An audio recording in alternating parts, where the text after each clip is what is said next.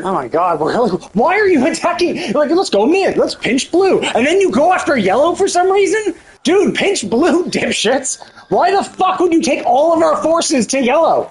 Who gives a shit if yellow's going in? There's no fucking towers to defend.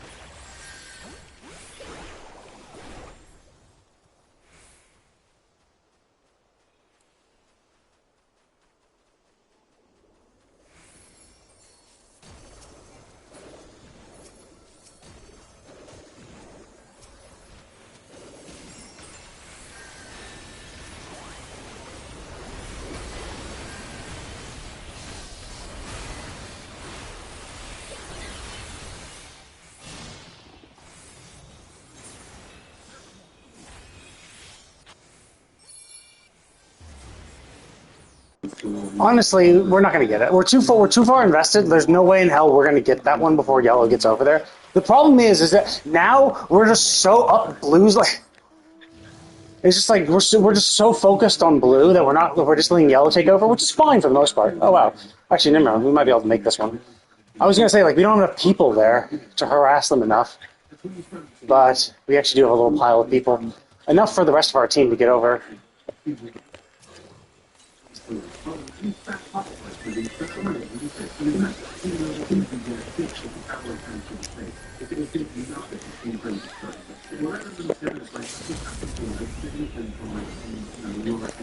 God damn it, we didn't make it.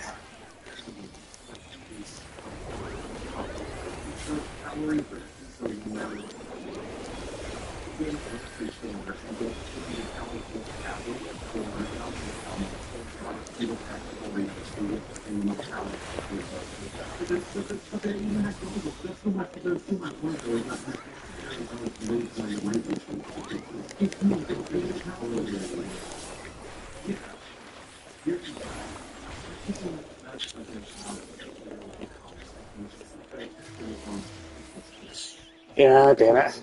If we had gone farther in, the problem is they keep fucking swapping. It's like, look, now there's some really good nodes over here. Now there's some really good nodes on the exact opposite side. It's like, dude, fuck off. Just stop fucking alternating. Oh, cool, we got that. Nice. Stop alternating where the nodes are.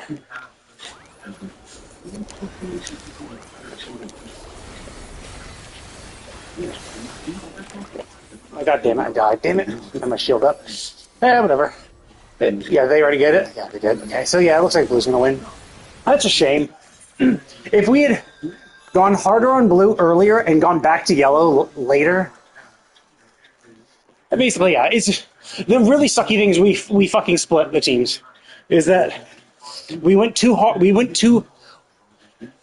didn't go in on yellow when we should have for the nodes. We were just so focused on blue that we like overextended ourselves. And then, like, holy shit, like all the nodes were blue. Blue and yellow, blue and yellow. Like it was so rare to get a node in our zone, which is really bad luck. But whatever. Some of it is luck, some of it is bad coordination. It is what it is.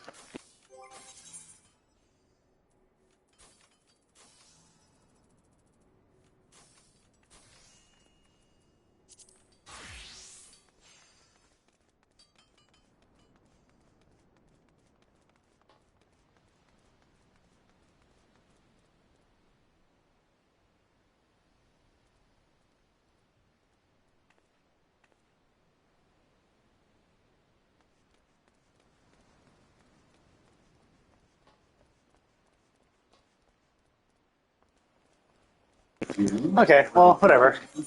It is what it is. You're never gonna win. You're not gonna win. You're not gonna win all the time. It's a team effort, and there is still an element of luck, regardless. Okay, so now I'm gonna work on my role quest.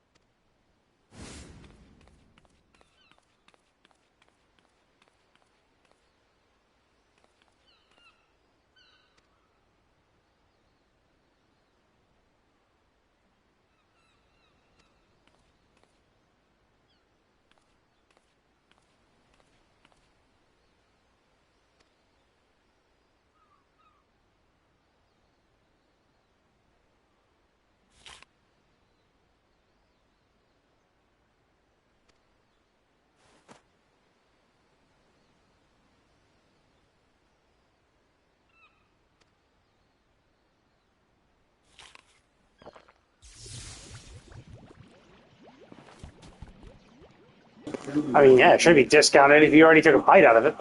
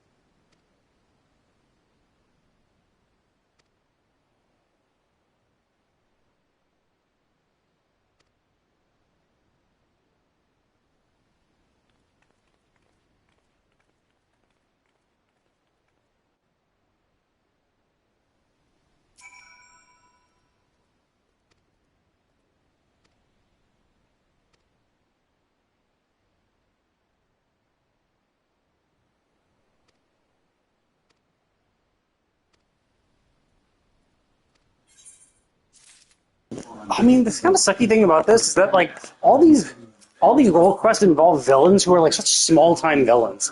Like they care so like their aspirations are so minuscule. They're just like there's one guy who's like, oh, I want to be a hero to other people, so I'm going to cause calamities and save people from them, and then people will think I'm a hero. You know, and then you have like some person who's like, haha. Like, I was kicked out of the Knights, so what I'm going to do is I'm going to put the Knights to sleep so they look bad in front of their clients who hired them to protect them. Aha, I'm ruining the reputation of the Knights by putting them to sleep.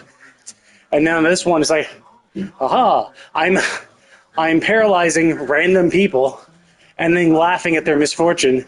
But then don't steal from them, don't kill them, like just I put you to sleep. Haha, joke's on you, fool. And then you leave. It's like all these guys are such small time villains where they're just like, yeah, I'm gonna do this like this pathetic little thing. Like Shadowbringers role quests were really interesting because it was like, oh my god, there are these really strong Sin Eaters running around. You have to go fight them, and as part of that, we kind of interacted with and dealt with the Sin Eater representations of the former Warriors of Light. We were like, oh, that's kind of cool. And then for the Endwalker, oh yeah, it was the blasphemies. You had to defeat the really powerful blasphemies. Now, some of them weren't some of them didn't have a super amazing story. Honestly, I think actually no, I think most of them were actually pretty good, pretty interesting at the very least. I think maybe it was like the tank or the healer one that was kind of not as interesting, but like all of them were pretty good and pretty interesting. And they're like, oh my god, there's this huge big fucking thing that's destroying the world, and now it's like, hey, we have a bunch of people who stole these powerful items and are using them to perform pranks on people. And like, what? Like, it's such a tonal shift. And I understand like the entire expansion as a whole has been a kind of a tonal shift, but like nothing. This doesn't really matter. Like none of this matters that much, which is kind of how like the first half of Dawn Trail started. It was like, yeah, honestly, who gives a shit who rules Tyrol? Like, no one really, it doesn't really matter who rules, you know? So it's not like a huge high stakes thing, but that's the point, right? And then it shifted over to being like, oh no, there's a problem. And I do kind of get it. Because actually, wait, no, when do World Quest, I think World Quest appear, actually, no, I can't remember. Do World Quest appear right away, or do you have to beat the game first and then they unlock? Because if you have to beat the game first and then they unlock, then actually no, I don't think so, because I think you even unlock the blasphemies things in Endwalker. It took a while. You had to get to like 95 or 85, and then they unlocked. So the idea could be, oh well, they needed a story that could last through the entire expansion, but they didn't have to. They could have waited until we had crossed over to the other realm. They could have waited until that point and then unlock the role quest and be like, cool, now it's going to be something that has to deal with the inside and outside of the two worlds. But, yeah. So this is like, I don't know. I haven't been super impressed by the World Quest. Now, because it seems like there was like this one dastardly dude who got these people together, and he just got a bunch of He just got a bunch of lightweights together. So that's why nothing's happened. So maybe the role quest that you get after you complete all role quests, maybe that will be more interesting. Maybe that will be like, hey, now here's the guy who collected those people. Maybe he had more of a dastardly plan, and he just had incompetent people. His mistake was just hiring incompetent people to do it. But I doubt it. It seems far more likely that he's also going to be kind of an incompetent person.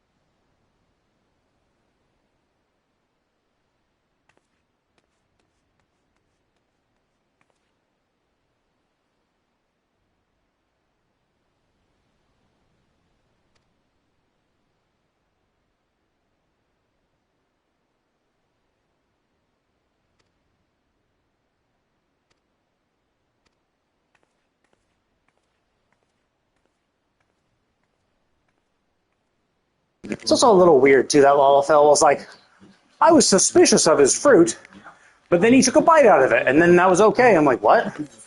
Why is that okay? That's kind of weird. Like, if you don't trust the guy, then that's fine. But then why would you trust anything he does? Oh, I see. There's another way down here. Oh, I didn't realize another way. Anyway. Oh, no, this is the way I was before. Oh, no, okay, so there was a way in the wall. Damn, I should have popped out. Yeah, whatever. Either way, because it's like, oh, he took a bite. Oh, he took a bite of it. Okay, well, it's not poison, but it's like, what? Like, why would you even consider a fruit that you're suspicious? Like, because now he's bitten out of that thing, so it's just kind of gross in and of itself.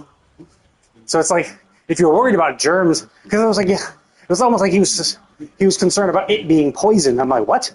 Why would you concern about poison? Like, I would concern about like dirtiness or filthiness or freshness. So him taking a bite out of it would kind of ruin it anyway. Yes, you've proven it's not poison, but was that your main concern about it? It's a kind of a weird concern. It's like, I don't go to a fruit vendor and be like, if I was going down a marketplace and I saw a fruit vendor, I wouldn't be like, is that fruit poisoned? Better have him take a bite out of it. And it's like, or take a bite out of one of them. Pick out one for him, have him take a bite, and then pick out another one and buy that one. Because I picked it. The likelihood of me giving him... So like if he has his own, he's like, oh, this could be the non-poisoned one. And all the ones in the basket are poisoned. So you want to pick one of them in the basket, give it to him, and if he doesn't eat it, then don't eat it yourself. And if he does eat it, then take another one from the basket. Because the odds of him getting a non-poisoned one and you getting a poisoned one, is less likely. Either way, a little kind of dumb. Kind of weird for him to be so overtly suspicious, like, what? Guy's selling me fruit? That's suspicious. He must be poisoned. It's not really a thing most people think about.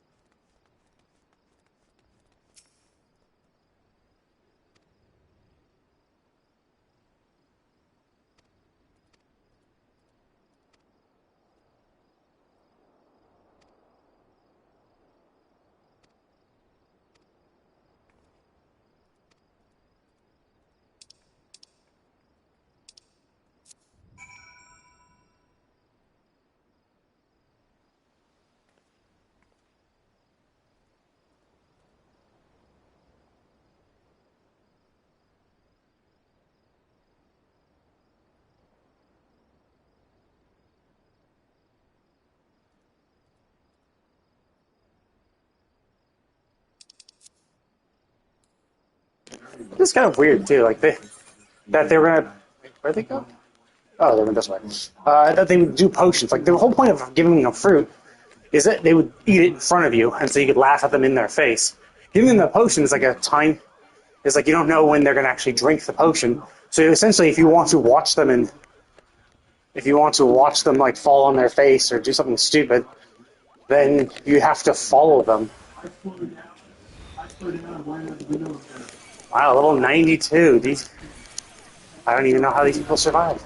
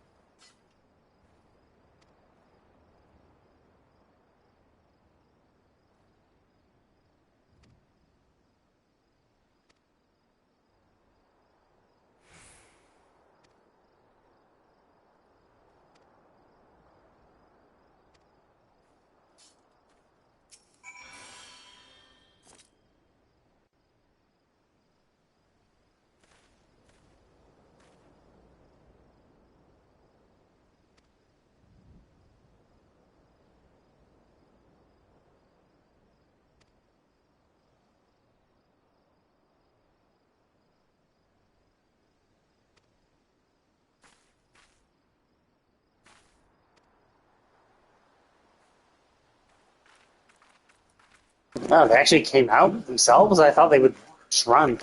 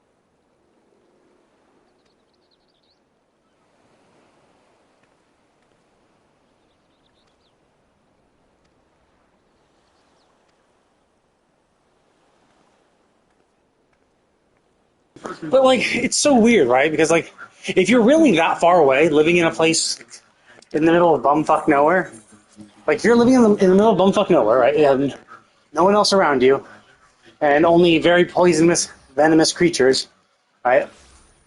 So that you need to use heart sting. I do find it a little surprising that it was stolen in the first place, right? Because like, it sounds like they live in the middle of nowhere. So like, well, what's the likelihood of just a random alchemist being like, oh yeah, I went search it. Like, it's like you don't find what you don't look for. So like, why was someone looking for? Why was someone looking for them, right?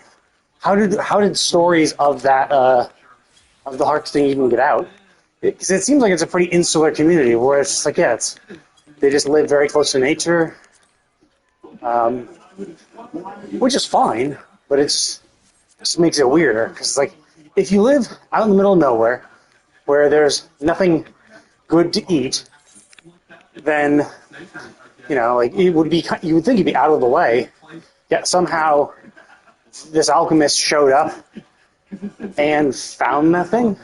So the idea would be, of course, that it's not like the alchemist just showed up. What happened was that what happened, what was more likely to have happened is that they heard word of them, and like, oh, you have this impressive thingy. We're gonna, like, you have this thing that can cure poisons. The weirder thing is, like, I could understand if they were just like, oh yeah, it can cure poisons, and that maybe the word of that gets out because that seems to be exactly how they use it. So it's weird that they're like, oh, well, like produce, like, why? Because it's obviously the tool's utility to produce poisons that this alchemist cares about. So why would that word of that have gotten out? And so, because like, let's say some random person shows up there, right? Eats one of the beasts, gets poisoned. They show up, cure the poison, like bring them back to their village, cure the poison, and they're like, cool, we have this thing that can cure poisons. You'd think that would be the story that gets out. Oh, these people, these tribal people are able to live in such a harsh environment because they have a tool that can cure poisons. But this lady obviously came there for malicious intent of trying to poison people. So, like, you think the ability of the tool to produce poison would not have been known and wouldn't be a story that would have spread to the point where someone would know it exists and then come forth. So it's unusual that such a supposedly isolated tribe, their tool, the Heartsting. It's weird that such an isolated tribe had tales of the Heartsting get out of it, and even still, it's weirder that the function they use the least about from the Heartsting, producing poison is they might use it, but they probably don't use it that much.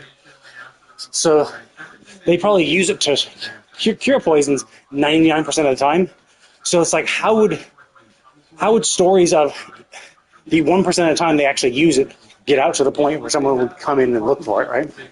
So that's kind of weird. Also, if this is something that's quite literally necessary for you to live, you need this to live. Because you will die if you don't, like, if you think it would be under lock and key, right? But who knows, maybe that's where the mammoth came in. Maybe the mammoth broke in somehow and stole it.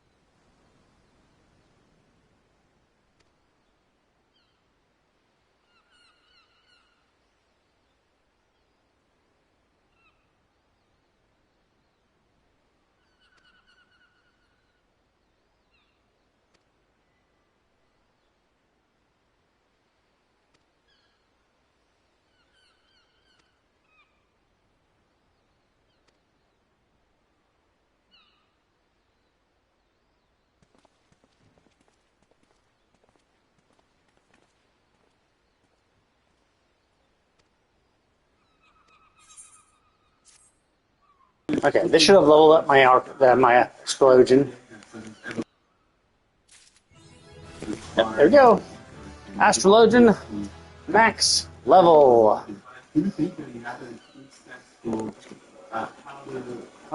Cool. Nice. Now. Oh shit. Do I not have my? Where's my astral? Oh fuck. Crap. I haven't glammed that yet. Okay, I'll accept it as a sage. I'm not sure if it locks me in place, but cool. So that is one more healer. My astrologian was super close, so I was like, oh, cool, I'll just use these level up. Same for my sage. I left my sage 99. and started leveling my white mage so that I could accept these quests, and the experience I get from these will still count towards something. Unfortunately, yeah, I still have the Fizz range roll quest to do, but I level without paying attention. I leveled up all my Fizz ranged. Oh, I think I was doing fate farming with it, and I just forgot that I should have left a Fizz ranged alone for the roll quest. So I leveled them all up. So now all the quest experience from the Fizz range roll quest will just go to waste. Okay, anyway, so I'll just start this real quick.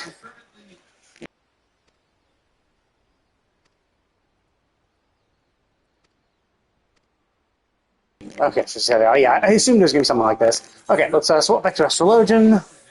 Let's, oh, wait a minute, shit. I have to take something out. Wait.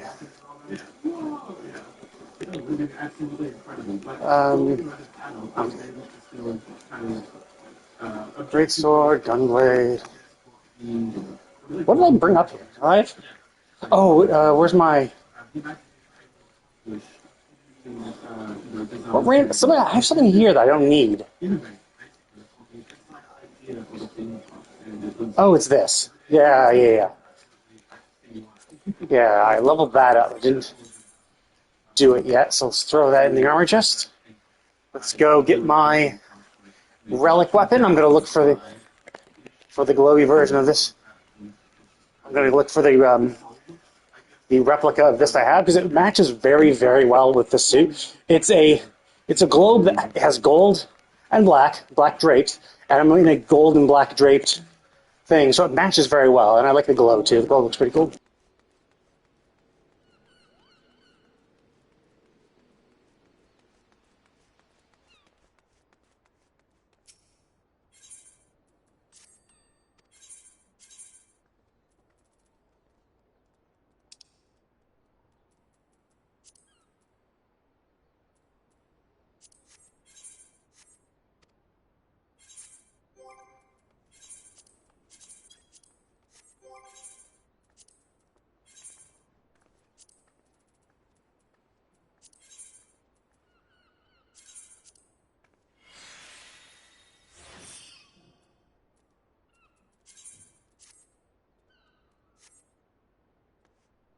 Yeah, see, it looks this. Okay, cool. That's what it was.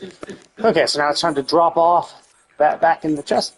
Both this one and that one.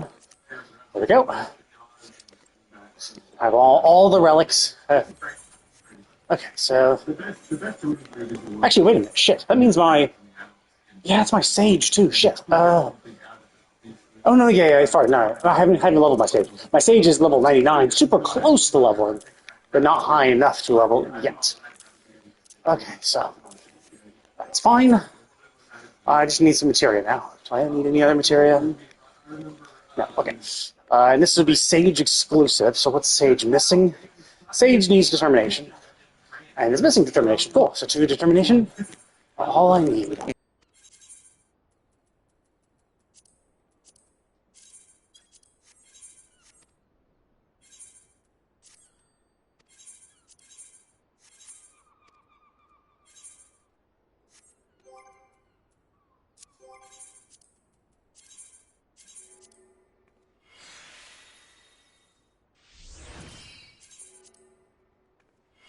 Okay, there we go. So my Astrologian is set. So 710 Scholar, 660 Sage, and realistically my Sage is actually higher than 660 if I swapped, and I have some Vanguard stuff. Oh, I'm missing Vanguard hands, shit. Crap. Okay, so I'm missing some Vanguard hands with healer. Push comes to shove, what I can do is I can run, I can just run Vanguard with my Sage a bit. A few times. Anyway. Okay, regardless, that's the plan today. That's what I did. So that was my plan. I'm going to do the healing quests. So I just have the 96, 98, and 100 ones left to do. I'll work on that tomorrow. So today, I was just going to do my Frontline Roulette, which I did. And didn't win, which is unfortunate. But, it is what it is. and I did some healing roll quests. So maybe tomorrow I'll finish my healing roll quest. We shall see. But I'm going to go ahead and call it. Thank you all for watching, and I will see you all next time.